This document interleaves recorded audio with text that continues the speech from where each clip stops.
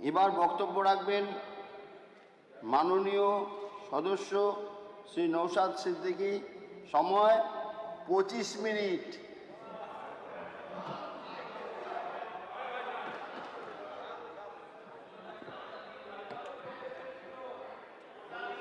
কথায় আছে না, ফেলে কেন দিবি যে ওকে দিয়ে দে। যেটা সাবজেক্ট বলার জন্য আমরা টাইম চেয়েছিলাম, আমি বিশেষ করে আমাদের দমকলের বিধায়ক স্বাস্থ্যের ওপরে বলতে চেয়েছিলাম, সময় তো সেখানে দেওয়া হয়নি। আজকে ওই ফেলে কেন দেবে দিয়ে দাও, তা তো মার্কেটেই নাই আজকে। গতকাল রাজ্যের মুখ্যমন্ত্রী 21শে জুলাই নিয়ে যত রকম ভণ্ডামি ছিল ফাঁস করে দিয়েছে, তারপরে কি করে 21শে জুলাই এরা পালন করছে অন্তত সেটা ভাবার বিষয়। ধন্যবাদ স্যার আমাকে উচ্চশিক্ষা বিভাগের ব্যয় বরাদ্দ প্রস্তাবের উপরে বলতে দেওয়ার জন্য। ডিমান্ড নম্বর 70 মাননীয় মন্ত্রী শ্রী জগন্নাথ চট্টোপাধ্যায় স্যারের নিয়ে আসা এই বাজেটের উপরে আমি কিছু আলোচনা করব। স্যার, এই অর্থবর্ষে 7,168 কোটি 61,18,000 টাকা বরাদ্দ করা হয়েছে, যেটা গত অর্থবর্ষের তুলনায় অবশ্যই বেশি। 2025-26 অর্থবর্ষে 6,593.58 কোটি টাকা বরাদ্দের কথা হয়েছিল। স্যার, প্রশ্ন থেকে যায়, বরাদ্দের অঙ্ক দিয়ে কিন্তু গুণগত মানের পরিবর্তন কোনোদিন হয় না। তাই প্রথমে অনুরোধ করব, যে টাকা বরাদ্দ করা হয়েছে বা বাজেটে রাখা হয়েছে ওর যেন সম্পূর্ণটাই খরচ করা হয়। অন্যথায় আমরা দেখেছি, বিশেষ করে পশ্চিমবাংলা দুটো পিছিয়ে পড়া জাতি, এক আদিবাসী আর এক সংখ্যালঘু মুসলিম জাতি, এদের নামে বরাদ্দের পরিমাণ ডে বাই ডে বৃদ্ধি হতো, কিন্তু খরচের সময় এন্ড অফ দ্য ইয়ার আমরা দেখতাম প্রায় 30%, 40% খরচ হতো না। আমি এক্ষেত্রে উচ্চশিক্ষার মতো একটা গুরুত্বপূর্ণ বিষয়, যে শিক্ষা ব্যবস্থাকে বিগত 15 বছরের সরকার তিলে তিলে ধ্বংস করেছে, সেই ধ্বংসপ্রাপ্ত জায়গা থেকে টেনে তুলে নিয়ে আসার জন্য অবশ্যই সময় লাগবে, কিন্তু তার নির্দিষ্ট পরিকল্পনা হওয়া তো অবশ্যই জরুরি। সাথে সাথে যে টাকা বরাদ্দ করা হচ্ছে সেটা যেন সঠিকভাবে সঠিক জায়গায় খরচ করা হয়। স্যার, আমাকে যে বিষয় আজকে বলতে দেওয়া হয়েছে শিক্ষা বিষয়ক, বিশেষ করে উচ্চশিক্ষা, বিগত 15 বছরের সরকার পশ্চিমবাংলায় যে প্রতিষ্ঠানগুলোকে ধ্বংস করেছিল তার মধ্যে অন্যতম একটা প্রতিষ্ঠান এই শিক্ষা ব্যবস্থাটাকে তারা ধ্বংস করেছিল, এবং তার প্রমাণ আজকে বিভিন্ন ইউনিভার্সিটি কলেজে আমরা দেখতে পাবো।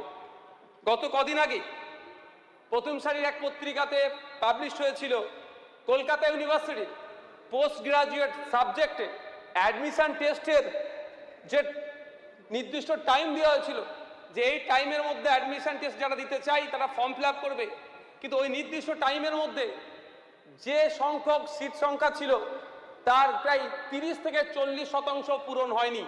ফলে বাধ্য হয়ে কলকাতা বিশ্ববিদ্যালয়ের কর্তৃপক্ষ আবার একটা ডেট এক্সটেন্ড করছে। কিন্তু একটা সময় ছিল কলকাতা বিশ্ববিদ্যালয় থেকে শুরু করে বিভিন্ন কলেজে বিশ্ববিদ্যালয়ে অ্যাডমিশন নেওয়ার জন্য তাড়াহুড়ো হতো, কে অ্যাডমিশন পাবে কি পাবে না।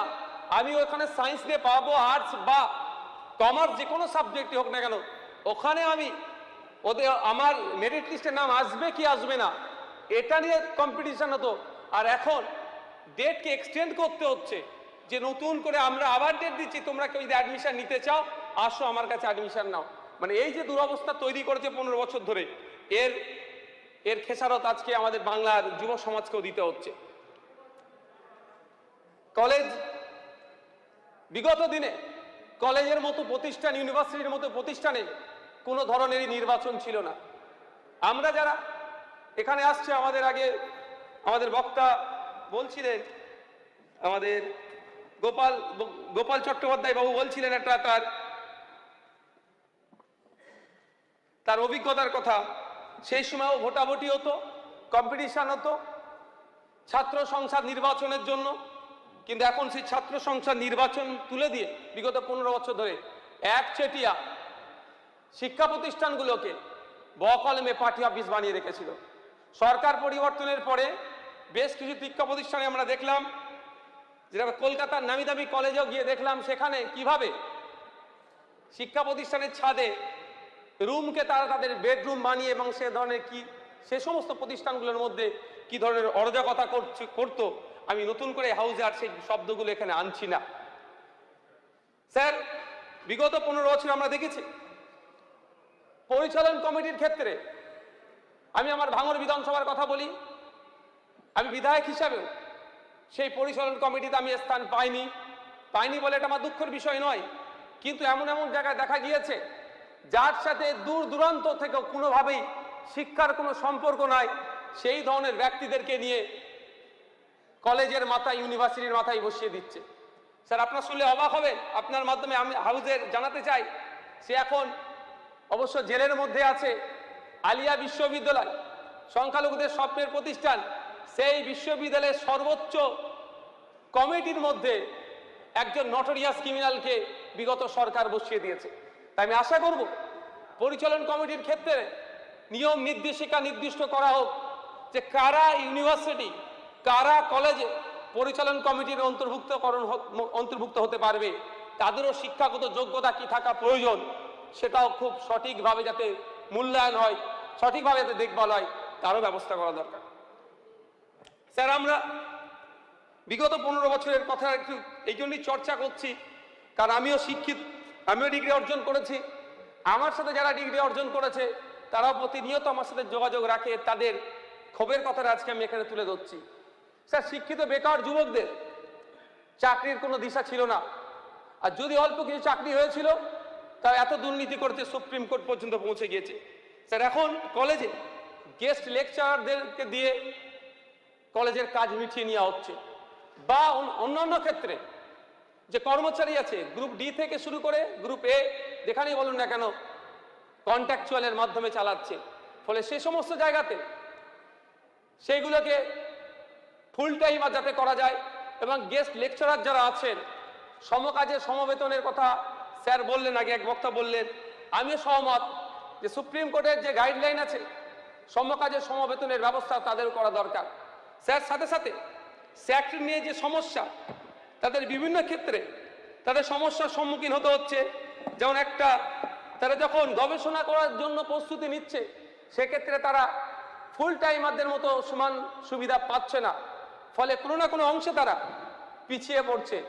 শুধু তাই নয় স্যার, তা বিগত সরকারের আমলে স্বাস্থ্যসাথী কার্ডের পরিষেবা তারা পেলেও কিন্তু একজন সরকারি কর্মচারী হিসাবে যে হেলথ স্কিমের মধ্যে আসা দরকার, সেক্টর তারা পায় না। আমি অনুরোধ করব সেক্টরের মধ্যে যারা আছেন তাদের যে সমস্যাগুলো আছে, উচ্চশিক্ষায় গতি আনার জন্য তাদের যে ভূমিকা আছে, আরও তাদের উন্নততর তাদের কাছ থেকে পরিষেবা পাওয়ার আশায় তাদের যে সমস্যাগুলো আছে সমাধান করা। স্যার, আসলে এখানে একটা বাজেটে একটা বড় অঙ্ক দেখাচ্ছে, অ্যাকচুয়াল উচ্চশিক্ষায় কিন্তু ব্যয় নয়। আমরা যতটা ইনভেস্ট করব উচ্চশিক্ষায় আমাদের স্টেটের জন্য, আমাদের রাজ্যের ফিউচারের জন্য অতটাই উত্তম। স্যার, বর্তমানে all India survey on higher এডুকেশনের তথ্য অনুযায়ী এবং স্টেটের বিভিন্ন দেওয়া তথ্য অনুযায়ী প্রায় 2200টি উচ্চশিক্ষা প্রতিষ্ঠান আমাদের রাজ্যে আছে। কিন্তু বিগত 15 বছরে দেখছিলাম যে প্রাইভেট ইউনিভার্সিটি, প্রাইভেট কলেজ বা বেসরকারিকরণের দিকে একটা ব্যাপক ঝোঁক নিয়েছিল। আমি অনুরোধ করব এই সমস্ত শিক্ষা প্রতিষ্ঠানের সোশ্যাল অডিট করা হোক, স্পেশাল অডিট করা হোক, কোন তথ্যের ভিত্তিতে, কোন কাগজের ভিত্তিতে এদেরকে এই আপনার এই সার্টিফিকেট প্রদান বা এই সুযোগগুলো দেওয়া হলো। কারণ স্যার, আমরা দেখেছি যে প্রাইভেট ইউনিভার্সিটিগুলো করতে গেলে যে ফিক্সড ডিপোজিট হিসাবে, এন্ডোমেন্ট ফান্ড হিসাবে 10 কোটি টাকা সেখানে রাখার কথা ছিল, এবং সিকিউরিটি ডিপোজিট হিসাবে 1 কোটি টাকা ফিক্সড করে তার পেপার রাজ্য সরকারের হাতে দেওয়ার কথা ছিল।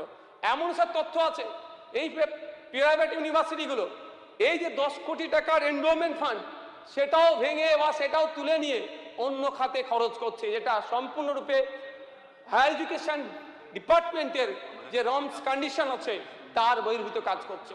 স্যার, বিভিন্ন জায়গাতে দেখলাম private BEd college, DElEd college, law college থেকে শুরু করে যেভাবে ব্যাঙের ছাতার মতো গজিয়ে উঠছে প্রাইভেট কলেজগুলো, ফলে সরকারি শিক্ষা প্রতিষ্ঠানগুলো কোনো না কোনো জায়গায় যেমন মার খাচ্ছে, উল্টে এই বেসরকারি শিক্ষা প্রতিষ্ঠানের চাকচিক্য আড়ালে যেভাবে হেভি অংশের একটা ফিজ নেওয়া হচ্ছে, সেক্ষেত্রে গ্রামীণ যারা আছে ছাত্রছাত্রীরা, শিক্ষার্থীরা এই ফিজ বেয়ার করার পক্ষে তারা অকৃতকার্য হচ্ছে, ফলে তারা হায়ার এডুকেশন থেকে কোনো না কোনো জায়গায় পিছিয়ে পড়ছে। এমনি স্যার যদি তথ্য যদি আমরা দেখি ভারতবর্ষের জাতীয় গড় শিক্ষার হারে 80.9%, সেখানে যদি আমরা একটু এগিয়ে আছি পশ্চিমবঙ্গে 82.6%। কিন্তু স্যার একটা জিনিস যদি আমি লক্ষ্য করি, খুবই পরিতাপের বিষয়, 18 থেকে 23 বছর বয়সে উচ্চশিক্ষা গ্রহণের জাতীয় গড় 29.5%। সেখানে আমাদের ওয়েস্ট বেঙ্গলে 18 থেকে 23 বছরের ছাত্রছাত্রীদের উচ্চশিক্ষা গ্রহণের ক্ষেত্রে মাত্র 26.3% জাতীয় গড় থেকে কিন্তু আমরা অনেকটা পিছিয়ে আছি। স্যার এর থেকে যদি আমরা পরিত্রাণ পেতে চাই, তার জন্য দরকার সুনির্দিষ্ট রূপরেখা, সুনির্দিষ্ট পরিকল্পনা এবং পরিকল্পনার বাস্তবায়নের জন্য যে সমস্ত দরকার, যেমন ইকুইপমেন্ট থেকে শুরু করে, হিউম্যান রিসোর্স থেকে শুরু করে, এবং সাথে সাথে আমরা যারা জনপ্রতিনিধি আছি তাদেরও অ্যাক্টিভিটিটা অনেকটা এর উপর নির্ভর করছে।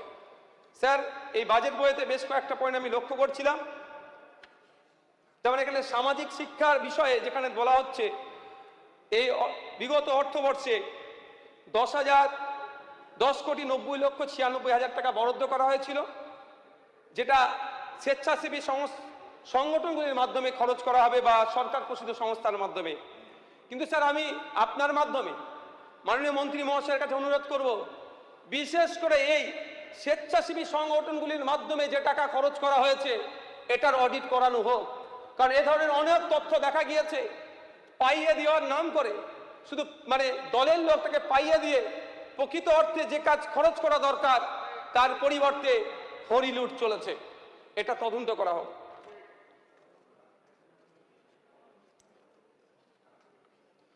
স্যার স্টুডেন্ট ক্রেডিট কার্ড প্রকল্পের কথা আমরা পূর্বেকার বক্তারা চর্চা করেছে, আমিও গ্রাম থেকে এসেছি, গ্রামীণ সমস্যা এটা একদম, যে কোনো রকম জামানত ছাড়াই সর্বোচ্চ 10 লক্ষ টাকা একজন ছাত্র শিক্ষা ঋণ হিসাবে পেতে পারে। কিন্তু এখানে 1,08,554 জন শিক্ষার্থীকে এই লোন দেওয়া আছে বলে উল্লেখ থাকলেও আমি আশা করব জবাবে আসলে মাননীয় মন্ত্রী মহাশয় উত্তর দেবেন অ্যাপ্লিকেশনের সংখ্যাটা কত। এই অ্যাপ্লিকেশনের সংখ্যা দেখলে বোঝা যাবে কিভাবে এই ধরনের বৈষম্যের শিকার হচ্ছে। এই ধরনের অনেক ঘটনা আছে স্যার, যে অ্যাপ্লিকেশন করেছে, ব্যাংকগুলো একাধিকবার বিভিন্ন ধরনের ভেরিফিকেশনের নাম করে ডিলে করছে, তাদেরকে আটকাচ্ছে। আমার তো মনে হয় এই সমস্যার সুরাহার জন্য উচ্চশিক্ষা দপ্তরের একটা নির্দিষ্ট গাইডলাইন করে দেওয়া দরকার, অথবা যারা যেই ব্যাংকগুলো সরাসরি ঋণ দিতে প্রস্তুত, ওই ঘুরানো টাইম কিল করা বাদ দিয়ে তাদের কয়েকটি ব্যাংকে দরকার লাগলে সে পলিসি তৈরি করে নির্দিষ্ট করে দেওয়া দরকার, অন্তত যারা অ্যাপ্লাই করছে ঋণ নেওয়ার জন্য শিক্ষা ঋণ তারা সহজেই যাতে পেতে পারে। স্যার আমি বারবার বলে এসেছি, বিগত সরকারের আমলে এখানে দেখছি এটা অবশ্যই পজিটিভ, যে আইআইটি আইআইএম এর মতো প্রতিষ্ঠান কলকাতা শহর থেকে দূরে করছে। অবশ্যই সবটাই যেন আমরা দেখছি কলকাতা কেন্দ্রিক হয়ে উঠছে। সে শিক্ষা পরিষেবা নিতে, স্বাস্থ্য পরিষেবা নিতে হলেও আমাদের গ্রামগঞ্জ থেকে কলকাতামুখী হতে হচ্ছে। যখন না অল্টারনেটিভ আমরা ব্যবস্থা করতে পারবো, অল্টারনেটিভ শহর না তৈরি করতে পারবো, অল্টারনেটিভ শিক্ষা প্রতিষ্ঠান না তৈরি করতে পারবো, তাহলে গ্রামীণ এরিয়ার যে সমস্যাগুলো সহজেই সমাধান হবে না। আজকে ভাবতে অবাক লাগবে, ঝাড়গ্রাম থেকে একজন মানুষ যদি ক্যালকাটা ইউনিভার্সিটিতে আসে মাস্টার্স করার জন্য, তাহলে তার জন্য তার থেকে দুর্ভাগ্য আমাদের, আমরা যারা আইন তৈরি করার জায়গায় এসে বসে আছি। স্যার এটাকে সাধুবাদ জানাই। শুধু এটা নয় স্যার, আরো যে শিক্ষা প্রতিষ্ঠান বাড়ানো দরকার, কলকাতা লাগোয়া নয়, প্রত্যন্ত এলাকাতে বেশি বেশি শিক্ষা প্রতিষ্ঠান তৈরি করলে যে তথ্য দেখা যাচ্ছে, শহর থেকে গ্রামীণ এরিয়ার মহিলারা শিক্ষায় পিছিয়ে আছে, তাহলে এই বৈষম্য দূরীকরণ হবে। ঝাড়গ্রামে স্যার আদিবাসী বিশ্ববিদ্যালয় স্থাপনের কথা বলা আছে, অবশ্যই এটাকে সাধুবাদ জানাবো। এখানে বিরোধিতা করার কোনো জায়গা নাই, কিন্তু প্রশ্ন থেকে যাচ্ছে স্যার, আদিবাসীদের জন্য কত পার্সেন্ট সংরক্ষণ হবে এর পলিসির কথা কিন্তু এই বাজেটে স্পষ্ট নয়। আমি আশা করব আদিবাসী সম্প্রদায়ের একটা হেভি অংশের মানুষের যাতে এই ইউনিভার্সিটিতে সংরক্ষণ থাকে সেটাও ঘোষণা করা হোক। শুধু তাই নয়, এটা কোন মাধ্যমে পড়ানো হবে? আদিবাসী সমাজের দীর্ঘদিনের দাবি সাঁওতাল মাধ্যম শিক্ষা বোর্ড, কিন্তু তারা এখনো পর্যন্ত পায়নি। আমি আশা করব সরকার আগামী দিনে সেটা নিয়ে ভাববেন এবং সাঁওতাল মাধ্যম শিক্ষা বোর্ডের ব্যবস্থা করবেন। কিন্তু এই ইউনিভার্সিটি কোন মাধ্যমে পড়ানো হবে, কোন সাবজেক্ট কি কি ডিপার্টমেন্ট থাকবে, সে নিয়েও কিন্তু ধোঁয়াশা থেকে গিয়েছে। স্যার, আমাদের ওয়েস্ট বেঙ্গলে নতুন একটা ইনিশিয়েটিভ নিয়েছে সরকার, অবশ্যই এটা খুব ভালো জিনিস, যে স্পোর্টস ইউনিভার্সিটি। বিগত সরকারের আমলে একটা প্রাইভেট ইউনিভার্সিটি, স্পোর্টস ইউনিভার্সিটির বিল পাস হয়েছিল, অল্প একটা কাজে শুরু হয়েছে। অবশ্যই স্যার এটা গুরুত্বপূর্ণ একটা বিষয়, কিন্তু শুধু একটা স্পোর্টস ইউনিভার্সিটি করে দিলে খেলার মান উন্নততর হয়ে যাবে এটা আমি একবারের জন্য বিশ্বাস করি না। তার আগে স্যার ইন্টার কলেজ যে টুর্নামেন্ট হতো, ইন্টার ইউনিভার্সিটি যে টুর্নামেন্ট হতো, স্পোর্টস ফ্যাকাল্টি বা স্পোর্টস ডিপার্টমেন্টের যে দুরবস্থা আছে সেইগুলো কিন্তু আমাদেরকে দূরীকরণ করতে হবে। ইউনিভার্সিটিতে গেলে দেখা যাবে যে স্পোর্টস অফিসার সেখানে খুঁজে পাওয়া যায় না, সে পদ শূন্য হয়ে পড়ে আছে। এগুলোও কিন্তু দ্রুততার সাথে নিয়োগ করতে হবে। স্যার, জাতীয় শিক্ষানীতি বাস্তবায়নের কথা, জাতীয় শিক্ষানীতি নিয়ে অনেক বিরোধ আছে, অনেক মতামত আছে, অনেক ডায়লগ বিনিময় আছে, কিন্তু এখানে যেহেতু এনইপি 2020 বাস্তবায়নের কথা বলা হয়েছে, স্যার বাস্তবায়ন করতে গেলে যেগুলো দরকার, সর্বপ্রথম প্রয়োজন শিক্ষক, পরিকাঠামো, রিসার্চ গ্রান্ট, একাডেমিক সংস্কারের জন্য যে নির্দিষ্ট অর্থের প্রয়োজন, এই বাজেটে কিন্তু স্যার সেভাবে উল্লেখ নাই। স্যার, উচ্চশিক্ষায় নারীদের ক্ষমতায়নের জন্য যে প্রজেক্টটা নিয়ে এসেছে অবশ্যই স্যার পজিটিভ, কিন্তু এখানে আমি একটা কথা বলতে চাই, শুধুমাত্র নারীদের উচ্চশিক্ষায় নারীদের পার্টিসিপেন্টের কথা বললে হবে না, ডেটা কিন্তু স্যার আলাদা বলছে। নারীদের থেকে স্যার উচ্চশিক্ষায় ড্রপ আউটে পুরুষরা মেল, যেখানে উচ্চশিক্ষায় all India survey on higher এডুকেশনের তথ্য অনুযায়ী উচ্চশিক্ষায় ড্রপ আউট মেল 18 to 23%, আর ফিমেল 13 to 17%। তাহলে আমাদের মতো ছেলে যারা আছে তাদের জন্য তো কিছু প্রজেক্ট নিয়ে আসতে হবে। তারপরেও বলছি স্যার, এখানে যে 50,000 টাকা করে গ্র্যাজুয়েশন কোর্সে ভর্তি হলে 50,000 টাকা দেওয়ার কথা বলা হয়েছে। আমি আবার রিপিট করছি, এই হাউসে বলেছি, এককালীন এই দেওয়ার আমি বিরোধিতা করব। আমি মন্ত্রী মহাশয়কে বলবো এটা বিবেচনা করা দরকার, কারণ আমরা বিরোধী দল, বিরোধিতার জন্য বিরোধিতা করব ওটা নয়, রাজ্যের ভালোর জন্য অবশ্যই বিরোধিতা করব।